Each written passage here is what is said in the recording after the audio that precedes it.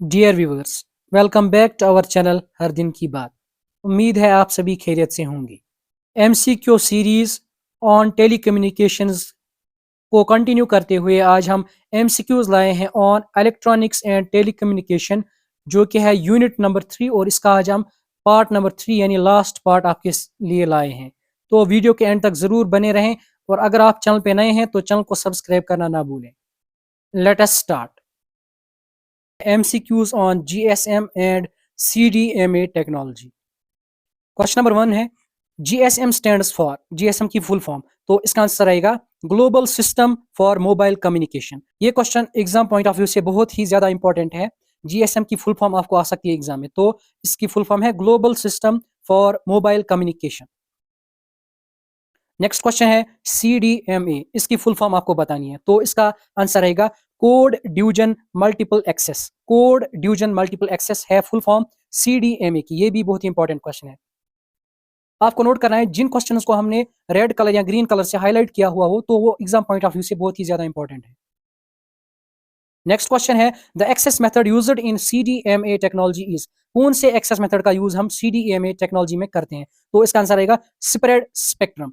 इसी की तरह एक दूसरा क्वेश्चन है, कौन सा एक्सेस मेथड हम यूज करते हैं GSM टेक्नोलॉजी में। The access method used in GSM technology is, तो इसका आंसर रहेगा TDMA, time division multiple access. तो ये क्वेश्चन बहुत ही ज्यादा इंपॉर्टेंट है, आपको याद रखना है। CDMA टेक्नोलॉजी में हम स्प्रेड स्पेक्ट्रम का यूज करते हैं, और GSM टेक्नोलॉजी में हम टाइम ड्यूजन मल्टीपल एक्सेस का यूज करते हैं। नेक्स्ट क्वेश्चन है, GSM network divide the frequency spectrum into. GSM networks frequency spectrum को किस चीज में डिवाइड करते हैं, तो इसका आंसर आएगा चैनल्स। नेक्स्ट क्वेश्चन है, the key advantage of CDMA over GSM। आपको बताना है CDMA की क्या एडवांटेज है ओवर GSM। इसका आंसर आएगा बेटर स्पेक्ट्रल एफिशिएंसी। CDMA की ज्यादा स्पेक्ट्रल एफिशिएंसी होती है in contrast to GSM। Next question है, the SIM card is essential in. SIM card किस चीज में इसेंशियल है, GSM में इसेंशियल है या CDMA या बोथ में, तो इसका आंसर आएगा GSM। GSM में सिम कार्ड एसेंशियल है। नेक्स्ट क्वेश्चन है, the hand of mechanism in CDMA is typically. आपको बताना है जो हैंड ऑफ मैकेनिज्म CDMA में पाया जाता है वो कौन सा है, हार्ड हैंड ऑफ है या सॉफ्ट हैंड ऑफ, तो इसका आंसर आएगा soft hand of. Next question है, GSM primarily uses. GSM primarily किस चीज का यूज करता है, तो इसका आंसर है TDMA, time division multiple access. ये क्वेश्चन ऑलरेडी हमने ऊपर डिस्कस किया है। नेक्स्ट क्वेश्चन है, the maximum data rate supported by GSM is approximately. आपको बताना है कि मैक्सिमम डेटा रेट जो GSM सपोर्ट करता है, तो इसका आंसर आएगा 9.6 kbps।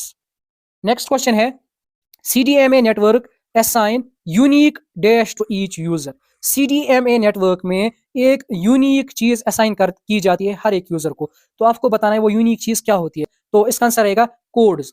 ये नाम से ही पता चलता है, क्योंकि CDMA की फुल फॉर्म है कोड डिवीजन मल्टीपल एक्सेस, तो आप आसानी से ये नेम के बेसिस पे ही क्वेश्चन अटेम्प्ट कर सकते हैं। नेक्स्ट है, MCQs on AM and FM radio concept and working. इसका क्वेश्चन नंबर फर्स्ट है, AM in radio communication stands for. ये बहुत ही आसान क्वेश्चन है, एम्पलीट्यूड मॉड्यूलेशन। नेक्स्ट क्वेश्चन है, FM in radio communication stands for, इसका है फ्रीक्वेंसी मॉड्यूलेशन। ये बहुत ही आसान क्वेश्चन थे। तो नेक्स्ट क्वेश्चन है, main advantage of FM over AM। ये अभी तक हमने ऑलमोस्ट 3 वीडियोस में डिस्कस किया है। अगर आपने पिछले वीडियोस देखे होंगे तो आपको ये आसानी से खुद आएगा। इसका आंसर रहेगा बेटर नॉइज इम्यूनिटी। FM में बेटर नॉइज इम्यूनिटी होती है in contrast to AM। Next question है, the modulation index of an AM signal is defined as. AM signal का जो मॉड्यूलेशन इंडेक्स है उसको हम कैसे डिफाइन करते हैं, तो ये रेशियो होता है modulating signal to carrier signal. Modulating signal और कैरियर सिग्नल का रेशियो कहलाता है मॉड्यूलेशन इंडेक्स। नेक्स्ट क्वेश्चन है, FM broadcasting typically operates in the frequency range of.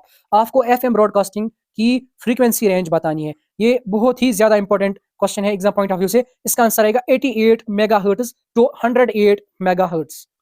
Next question है, AM radio signals are more suitable for.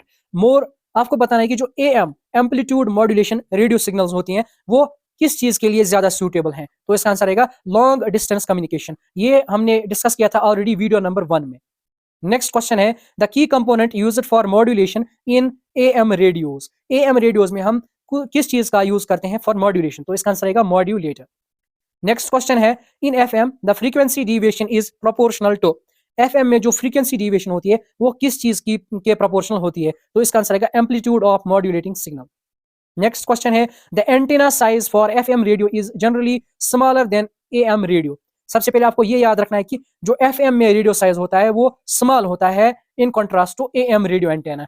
और अब आपको इसकी वजह बतानी है, क्योंकि जो एफएम है वो ऑपरेट करता है एट हायर फ्रीक्वेंसीज, तो इस वजह से उसका जो एंटेना होता है वो स्मॉल इन साइज होता है। नेक्स्ट क्वेश्चन है, a super heterodyne receiver is used in. Super heterodyne receiver का हम यूज किस चीज में करते हैं? एएम रेडियोज या एफएम रेडियोज या दोनों में या किसी में भी नहीं? तो इसका आंसर आएगा both am and FM radios. अब नेक्स्ट पोर्शन है MCQs on television concept and working. Question number 1 है, the main principle behind television is. आपको बताना है कि मेन प्रिंसिपल क्या है जिस पे टेलीविजन वर्क करता है? तो इसका आंसर आएगा conversion of light and sound into electrical signals. Next question है, the cathode ray tube CRT in traditional TVs is used for. CRT जो यूज किया जाता था ट्रेडिशनल टीवीज में, तो उसका यूज क्या था, किस चीज के लिए यूज किया जाता था? इसका आंसर आएगा डिस्प्लेइंग इमेजेस। इमेजेस को डिस्प्ले करने के लिए जो पुराने टीवी होते थे, जो वो ब्लैक एंड व्हाइट टीवी होते थे, उनमें सीआरटी यानी कैथोड रे ट्यूब का यूज किया जाता था। ये आपको इसकी फुल फॉर्म याद रखनी है, CRT cathode ray tube. Next question है, in TV broadcasting audio signals are transmitted using. TV broadcasting में जो हम ऑडियो सिग्नल्स ट्रांसमिट करते हैं तो किस चीज की मदद से करते हैं? तो इसका आंसर आएगा एफएम। आपको याद रखना है कि टीवी ब्रॉडकास्टिंग में हम एफएम सिग्नल्स का यूज करते हैं। नेक्स्ट क्वेश्चन है, the scanning process in a TV involves. अगर आपने हमारा वीडियो जो टेलीविजन के रिगार्डिंग था वो देखा होगा तो इसका आंसर आपको आसानी से आ जाएगा। आपको बताना है जो टीवी में स्कैनिंग प्रोसेस होती है तो वो किस चीज को इन्वॉल्व करती है? इसका आंसर है वर्टिकल एंड हॉरिजॉन्टल लाइंस, वो उनको स्कैन करता है। खासकर जो हमने उसमें प्रोग्रेसिव एंड सीक्वेंशियल स्कैनिंग पढ़ा था तो वहां पे ये कॉन्सेप्ट है। नेक्स्ट क्वेश्चन है, पीएएल एंड एनटीएससी ये टेलीविजन स्टैंडर्ड्स हैं, ये भी हमने उसी वीडियो में पढ़े थे, तो आपको ये बताना है कि ये क्या है। ये टेलीविजन ट्रांसमिशन स्टैंडर्ड्स हैं। पीएएल की फुल फॉर्म है फेज अल्टरनेट लाइन और एनटीएससी की फुल फॉर्म है नेशनल टेलीविजन स्टैंडर्ड्स कमेटी। इसके अलावा भी एक दो टेलीविजन ट्रांसमिशन स्टैंडर्ड्स हैं, अगर आपको जानना चाहते हैं तो आप हमारे पिछले वीडियो को देख सकते हैं। नेक्स्ट क्वेश्चन है, the frequency range for TV signals in the VHF band. आपको बताना है कि टीवी सिग्नल्स की फ्रीक्वेंसी क्या होती है वेरी हाई फ्रीक्वेंसी बैंड में। तो ये आसान क्वेश्चन है, 30 megahertz to 300 megahertz. Next question है, the purpose of tuner in TV is. आपको बताना है कि टीवी में ट्यूनर का काम क्या होता है? इसका आंसर है select a specific channel frequency. एक स्पेसिफिक चैनल फ्रीक्वेंसी को सेलेक्ट करने के लिए टीवीज में ट्यूनर का इस्तेमाल किया जाता है। नेक्स्ट क्वेश्चन है, इन digital TV the modulation technique commonly used is. आपको बताना है कि डिजिटल टीवी में जो मॉड्यूलेशन टेक्निक यूज की जाती है वो कौन सी है? इसका आंसर रहेगा QAM, quadrature amplitude modulation. Next question है, the video signal in a TV is transmitted using. इसका आंसर रहेगा AM। ये भी टीवी वाले वीडियो में हमने कवर किया है। एक्चुअली हमने दोनों कवर किए हैं, वीडियो सिग्नल भी और ऑडियो सिग्नल भी। वीडियो सिग्नल जो टीवी में ट्रांसमिट होती है वो होती है AM के थ्रू, और जो ऑडियो सिग्नल ट्रांसमिट होती है टीवी में वो होती है FM के थ्रू। नेक्स्ट क्वेश्चन है, हाई डेफिनेशन टीवी HDTV, ये फुल फॉर्म भी आपको याद रखनी है। HDTV का मतलब है high definition TV provides better picture quality by. आपको बताना है कि HDTV हमें क्यों better quality of picture provide करता है, इसकी वजह क्या है? इसका आंसर है increasing the number of pixels. ये एक्चुअली नंबर ऑफ पिक्सल्स को स्क्रीन पे इंक्रीज करता है, जिससे हमें बेटर रेजोल्यूशन मिलता है और उससे क्वालिटी बेटर मिलती है। नेक्स्ट टॉपिक है MCQs on optical fibre equipment. Question number 1, the primary material used for manufacturing optical fibres is. ये एग्जाम पॉइंट ऑफ व्यू से बहुत इंपॉर्टेंट पोर्शन है ऑप्टिकल फाइबर्स, क्योंकि इसमें से क्वेश्चन बहुत ही बेसिक हैं और यही बेसिक क्वेश्चन आने वाले हैं। तो आपको बताना है कि ऑप्टिकल फाइबर्स बनाने के लिए हम किस चीज का यूज करते हैं प्राइमरीली? तो इसका आंसर रहेगा गिलास। नेक्स्ट क्वेश्चन है, optical fibres transmit data using. Optical fibres data को ट्रांसमिट करने के लिए यूज किए जाते हैं, तो वो किस चीज का यूज करते हैं इस डेटा को ट्रांसमिट करने के लिए? इसका आंसर रहेगा लाइट वेव्स। यहाँ पे आपको कंफ्यूज नहीं होना है, आपको इलेक्ट्रोमैग्नेटिक रेडिएशन नहीं लिखना है, बल्कि यहाँ पे इसका ऑप्शन आंसर रहेगा लाइट वेव्स। नेक्स्ट क्वेश्चन है, the phenomenon responsible for signal propagation in optical fibres. आपको बताना है कि कौन सी फिनोमेना रेस्पॉन्सिबल है for propagation of signal in optical fibres. तो इसका आंसर रहेगा टोटल इंटरनल रिफ्लेक्शन। ये बहुत इंपॉर्टेंट क्वेश्चन है। टोटल इंटरनल रिफ्लेक्शन की एक प्रोसेस है जो ऑप्टिकल फाइबर्स में होती है, तो उसी वजह से ऑप्टिकल फाइबर्स में जो डेटा या सिग्नल होता है वो ट्रांसमिट हो जाता है। नेक्स्ट क्वेश्चन है the cladding in an optical fibre. आपको बताना है कि क्लैडिंग किस चीज का नाम है। ऑप्टिकल फाइबर में एक कॉन्सेप्ट है क्लैडिंग, तो वो किसे कहते हैं? इसका आंसर है reflects light back into the core. Next question है single mode optical fibres are typically used for. जो सिंगल मोड ऑप्टिकल फाइबर्स होते हैं वो किस चीज के लिए हम यूज करते हैं? अगर हमें लॉन्ग डिस्टेंस कम्युनिकेशन करनी होती है तो उस वक्त हम सिंगल मोड ऑप्टिकल फाइबर्स का यूज करते हैं। इसका आंसर रहेगा B part, long distance communication. Next है the device used to convert electrical signals into light signals. Exam point of view से बहुत ही इंपॉर्टेंट क्वेश्चन है। वो कौन सी डिवाइस है जो इलेक्ट्रिकल सिग्नल्स को कन्वर्ट करती है लाइट सिग्नल्स में? तो इसका आंसर रहेगा ऑप्टिकल सोर्स। यहाँ पे आपको ये भी याद रखना है कि ऑप्टिकल सोर्स एक एलईडी यानी लाइट इमिटिंग डायोड होता है या एक लेजर होता है जो कन्वर्ट करता है इलेक्ट्रॉनिक सिग्नल्स को इनटू लाइट पल्सेस या लाइट सिग्नल्स, ताकि हम इंफॉर्मेशन को ट्रांसमिट कर सके। नेक्स्ट क्वेश्चन है the loss of signal strength in optical fibres is called. ये क्वेश्चन आप मान लीजिए कि एग्जाम में आएगा ही आएगा। आपको बताना है कि लॉस ऑफ सिग्नल स्ट्रेंथ जो होती है ऑप्टिकल फाइबर में, उस प्रोसेस को हम क्या नाम देते हैं? इसका आंसर है एटेन्यूएशन। एटेन्यूएशन एक ऐसी प्रोसेस है जिसमें ऑप्टिकल फाइबर्स में जो सिग्नल स्ट्रेंथ है वो लॉस हो जाती है। नेक्स्ट क्वेश्चन है wavelength division multiplexing WDM in optical communication is used for. तो इसका आंसर रहेगा इंक्रीजिंग बैंड विड्थ। जहां पे भी आपको वेवलेंथ के रिगार्डिंग कुछ क्वेश्चन आएगा तो मोस्ट प्रोबेबली वहां पे आंसर होगा increasing the bandwidth. Next question है the optical fibre type most suitable for local area network. अगर आपको लोकल एरिया नेटवर्क के लिए ऑप्टिकल फाइबर यूज करना है तो कौन सा वाला यूज करेंगे? तो इसका आंसर रहेगा मल्टी मोड फाइबर। और अगर लॉन्ग डिस्टेंस कम्युनिकेशन के लिए करेंगे तो उसके लिए हम करेंगे single mode fibre. Next question है the main advantage of optical fibre और ट्रांसमिशन केबल्स इज। आपको बताना है कि मेन एडवांटेज कौन सी है ऑप्टिकल फाइबर्स की और द ट्रेडिशनल केबल्स। इसका आंसर रहेगा higher data transmission speed. Optical fibres में जो डेटा ट्रांसमिशन स्पीड होती है वो ज्यादा होती है in contrast to traditional cables. अब नेक्स्ट पोर्शन है MCQs on electrical and electronic gadgets, UPS, inverter, stabiliser and SMPS. ये सभी हम इसमें डिस्कस करेंगे। सबसे पहले हम डिस्कस करेंगे एमसीक्यूज रिगार्डिंग यूपीएस। यूपीएस की फुल फॉर्म है uninterruptible power supply. Question number first है इसमें the primary function of UPS is to. UPS की प्राइमरी फंक्शन क्या है? तो इसका आंसर रहेगा provide backup power during outages. जब पावर सिग्नल खत्म हो जाती है, यानी हम सीधे कह सकते हैं कि जब बिजली चली जाती है तो यूपीएस का काम होता है कि कुछ देर के लिए सिस्टम को बैकअप पावर प्रोवाइड करना। नेक्स्ट क्वेश्चन है यूपीएस कंसिस्ट्स ऑफ। यूपीएस में कौन कौन सी चीजें होती हैं? इसका आंसर रहेगा a battery, an inverter and a rectifier. ये तीन चीजें होती हैं यूपीएस में। एग्जाम पॉइंट ऑफ व्यू से बहुत ही इंपॉर्टेंट क्वेश्चन है। आपको याद रखना है यूपीएस कंसिस्ट होता है तीन चीजों का, a battery, inverter and rectifier. Next question है the type of UPS that provides power without interruption. आपको बताना है कि वो कौन सा यूपीएस है जो without interruption power supply provide करता है। तो इसका आंसर रहेगा ऑनलाइन यूपीएस। यहाँ पे आपको ये याद रखना है कि there are three main types of UPS. UPS की तीन मेन टाइप्स हैं। पहला वाला है ऑफलाइन, जिसको हम दूसरा नाम स्टैंड बाय यूपीएस भी कहते हैं। दूसरा है लाइन इंटरएक्टिव यूपीएस और तीसरा है ऑनलाइन यूपीएस।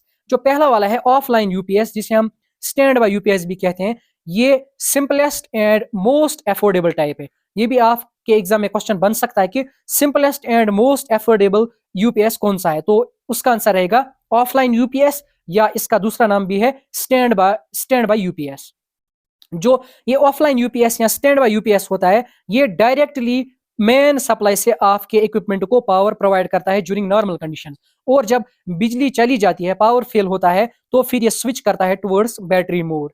अब देखते हैं कि यूज कहाँ कहाँ पे किया जाता है। स्मॉल ऑफिसेज या होम ऑफिसेज वगैरह जो होती हैं, जहाँ पे रिलेटिवली पावर सप्लाई स्टेबल होती है, यानी बिजली उतनी ज्यादा जाती नहीं है, तो वहां पे हम यूज करते हैं ऑफलाइन यूपीएस का। नेक्स्ट है लाइन इंटरएक्टिव यूपीएस। ये ऑफलाइन यूपीएस के कॉन्ट्रास्ट में थोड़ा एडवांस्ड है। इसमें क्या होता है, ये कंटिन्यूअसली मॉनिटर करता है और एडजस्ट करता है वोल्टेज को, ताकि आपके सिस्टम को स्टेबल पावर सप्लाई मिल जाए। ये इवन ड्यूरिंग द फ्लक्चुएशंस, यानी अगर कहीं पे पावर कम हो ज्यादा हो, यानी फ्लक्चुएशन होती रहे, ये इंश्योर करता है कि एक स्टेबल वोल्टेज मिले आपके इक्विपमेंट को। तो आपको याद रखना है कि ये एक गुड चॉइस है for places with frequent power fluctuations, जहाँ पे ज्यादा पावर फ्लक्चुएशंस होती हैं, जैसे computer labs, medical clinics, offices and data centres. तो वहां पे लाइन इंटरैक्टिव यूपीएस का यूज किया जाता है। फिर जो तीसरा है, लास्ट वन, वो सबसे एडवांस्ड यूपीएस टाइप है और ये highest level of protection provide करता है टू द इक्विपमेंट। ये कंटिन्यूअसली पावर प्रोवाइड करता रहता है आपके इक्विपमेंट को, चाहे बिजली आए चाहे बिजली जाए, इसका बिजली आने या जाने के साथ कोई गरज नहीं है। अगर बिजली हो भी तब भी ये आपके सिस्टम को, आपके इक्विपमेंट को पावर प्रोवाइड करता रहेगा। तो चाहे पावर आउटेज हो या ना हो, तब भी ये आपके सिस्टम को, इक्विपमेंट को पावर प्रोवाइड करता रहेगा कंटिन्यूअसली। तो इसका यूज हम कहाँ पे करते हैं, जो सर्वर्स होते हैं कम्युनिकेशन सिस्टम्स के लिए, या डेटा सेंटर्स या हॉस्पिटल इक्विपमेंट्स या कुछ लार्ज मशीन रन करनी होती हैं, तो उसके लिए हम ऑनलाइन यूपीएस का यूज करते हैं। नेक्स्ट क्वेश्चन है, UPS is commonly used for. UPS को हम क्यों यूज करते हैं, किस चीज के लिए यूज करते हैं? तो इसका आंसर रहेगा protecting sensitive electronic devices. Electronic devices को प्रोटेक्ट करने के लिए हम यूपीएस का यूज करते हैं।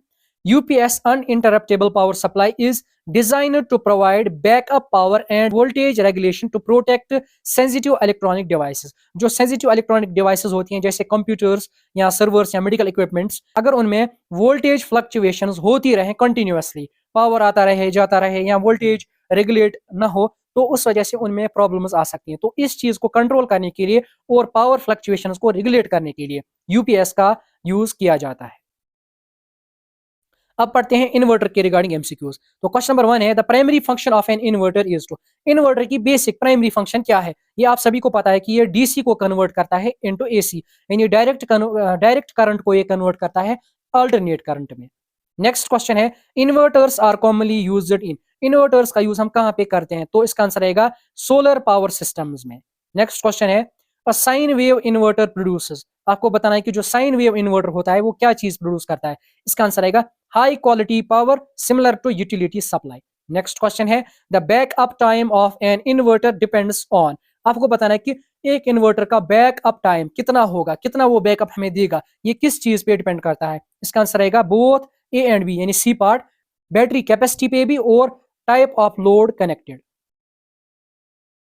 नेक्स्ट क्वेश्चन है, the main difference between an inverter and a UPS. UPS और इन्वर्टर के बीच मेन डिफरेंस क्या है? तो इसका आंसर रहेगा स्विचिंग टाइम। यहाँ पे आपको एक इंपॉर्टेंट पॉइंट नोट करना है कि मेन डिफरेंस हमें बतानी है। इन्वर्टर और यूपीएस के दरमियान बहुत सारी डिफरेंसेस हैं, जैसे बैकअप ड्यूरेशन, इनमें बैकअप का भी फर्क होता है, लेकिन हमें यहाँ पे मेन डिफरेंस बतानी है। तो अगर आपको क्वेश्चन में पूछा जाए मेन डिफरेंस क्या है, तो वहां पे आपको स्विचिंग टाइम लिखना है। लेकिन अगर बोथ लिखा होगा, जैसे बैकअप ड्यूरेशन भी और स्विचिंग टाइम भी, तो वहां पे आपको बोथ यूज करना होगा। यहाँ पे हमने नीचे दिया है कि UPS switches power from the main supply to battery in less than 10 millisecond, यानी यूपीएस का जो टाइम स्विचिंग पीरियड है वो है 10 मिली सेकेंड से भी कम, और इन्वर्टर का ज्यादा है, यानी 300 टू 500 मिली सेकेंड वो लेता है स्विच करने में। अब वोल्टेज स्टेबलाइजर के रिगार्डिंग क्वेश्चंस देखते हैं। क्वेश्चन नंबर 1 है, voltage stabilisers are used for. Voltage stabilisers का यूज किस लिए किया जाता है? तो इसका आंसर रहेगा regulate and stabilise voltage supply. Next question है, a voltage stabiliser primarily prevents damage to. Voltage stabiliser किस चीज को डैमेज से बचाता है? इसका आंसर रहेगा इलेक्ट्रिकल एप्लायंसेस। नेक्स्ट क्वेश्चन है, the most common type of stabiliser for home use is. आपको बताना है जो होम यूज के लिए हम most common type of stabiliser use करते हैं वो कौन सा है? इसका आंसर रहेगा ऑटोमेटिक स्टेबलाइजर। इसके बाद नेक्स्ट क्वेश्चन है, voltage stabilisers are rated based on. Voltage stabilisers को हम किस बेसिस पे रेट करते हैं? तो इसका आंसर रहेगा load capacity in kilo volt ampere. Next question है, a stabiliser is typically installed between. Stabiliser को हम कहां पे इंस्टॉल करते हैं? तो इसका आंसर रहेगा पावर सोर्स और अप्लायंस के दरमियान, उनके बीच में। नेक्स्ट है switched mode power supply, SMPS. ये फुल फॉर्म आपको याद रखनी है, बहुत ही इंपॉर्टेंट है। The main advantage of SMPS is. आपको बतानी है कि मेन एडवांटेज एसएमपीएस की क्या है? तो इसका आंसर रहेगा high efficiency and compact size. Next है SMPS is used in, SMPS का यूज हम कहाँ पे करते हैं? तो इसका आंसर रहेगा डेस्कटॉप कंप्यूटर्स। नेक्स्ट क्वेश्चन है SMPS ऑपरेटर्स यूजिंग, SMPS किस चीज का यूज करके ऑपरेट करता है? तो इसका आंसर रहेगा high frequency switching. Next question है the output of an SMPS is regulated by, SMPS का जो आउटपुट होता है वो किस चीज से रेगुलेट किया जाता है? इसका आंसर रहेगा फीडबैक सर्किट्स। नेक्स्ट क्वेश्चन है the primary purpose of rectifier in SMPS is to, primary purpose क्या है रेक्टिफायर का SMPS में? इसका आंसर है convert AC to DC। Rectifier आपको यहाँ पे याद रखना है, जो आपका चार्जर होता है मोबाइल चार्जर, वो भी एक रेक्टिफायर ही होता है। वो कन्वर्ट करता है अल्टरनेटिंग करंट को DC करंट में, यानी आपके मोबाइल फोन को जो करंट चाहिए होती है वो होती है DC करंट, लेकिन जो वो बिजली आती है हमारे यहाँ तो वो होती है अल्टरनेट करंट। उसको रेक्टिफायर जैसे हमारे यहाँ चार्जर होता है, वो उसको चेंज करता है इनटू DC करंट, जो आपके मोबाइल के लिए यूजफुल होती है। अब बढ़ते हैं लास्ट पोर्शन की तरफ, जो है MCQs on e governance, objectives, origins, projects and DBMS antivirus. सबसे पहले ई गवर्नेंस पे देखते हैं ऑब्जेक्टिव्स कुछ। The main goal of e governance is, ये आप सभी को पता होगा कि ई गवर्नेंस का मेन गोल क्या है? Deliver government services electronically. Next question है e governance improves, e governance किस चीज को इंप्रूव करता है? इसका आंसर है transparency and accountability. E governance में एक चीज है, उसको बोलते हैं हम smart, SMART, simple, moral, accountable, responsiveness and transparency. तो इसमें भी आपसे क्वेश्चन बन सकता है कि S क्या डिनोट करता है, T क्या डिनोट करता है, A क्या डिनोट करता है, तो ये भी आप याद रखिएगा। नेक्स्ट क्वेश्चन है a key objective of e governance is to, सबसे अहम ऑब्जेक्टिव क्या है ई गवर्नेंस का? इसका आंसर आएगा इनहेंस सिटीजन पार्टिसिपेशन। अब देखते हैं कि ई गवर्नेंस का ओरिजिन इंडिया में कैसे हुआ। सबसे पहला क्वेश्चन है e governance initiatives in India began with, India में ई गवर्नेंस किस चीज के साथ स्टार्ट हो गई? इसका आंसर रहेगा NIC नेट, यानी नेशनल इंफॉर्मेटिक्स सेंटर नेटवर्क जब स्टेब्लिश किया गया 1987 में, तो यही थी एक foundation stone for initiating e governance in India. Next question है the programme launched to promote digital connectivity in India, आपको बताना है कि कौन सा प्रोग्राम लॉन्च किया गया है इंडिया में डिजिटल कनेक्टिविटी को इंप्रूव करने के लिए, प्रमोट करने के लिए? इसका आंसर आएगा भारत नेट। अब देखते हैं कुछ MCQs DBMS पे, database management system. The purpose of DBMS का आपको मेन पर्पस बताना है। इसका आंसर आएगा store and manage data efficiently, data को स्टोर करने के लिए और मैनेज करने के लिए हम DBMS का इस्तेमाल करते हैं। नेक्स्ट क्वेश्चन है SQL is used in DBMS for, आपको बताना है कि SQL का यूज हम DBMS में किस लिए करते हैं। सबसे पहले मैं आपको यहाँ पे बताता चलूं, SQL की फुल फॉर्म है स्ट्रक्चर्ड क्वेरी लैंग्वेज। तो इसका यूज हम इसलिए करते हैं ताकि जो डेटा रिट्रीवल है और मैनेजमेंट है वो हम अचीव कर सके इस चीज से। अब क्वेश्चन देखते हैं एंटीवायरस पे। Antivirus software is used to dash, आपको बताना है कि एंटीवायरस सॉफ्टवेयर का यूज हम किस लिए करते हैं? इसका आंसर आएगा detect and remove malicious programmes.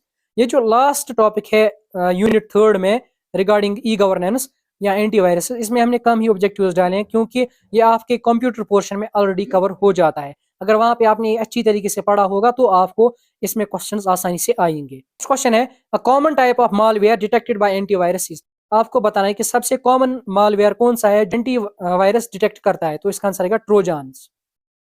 Next question है real time scanning in antivirus software refers to, real time scanning जो कि एंटीवायरस में यूज होता है उससे क्या मतलब है? तो इसका आंसर आएगा on the spot detection of threats, on spot threats की डिटेक्शन करना उसको बोलते हैं हम रियल टाइम स्कैनिंग। तो इस वीडियो में इतना ही।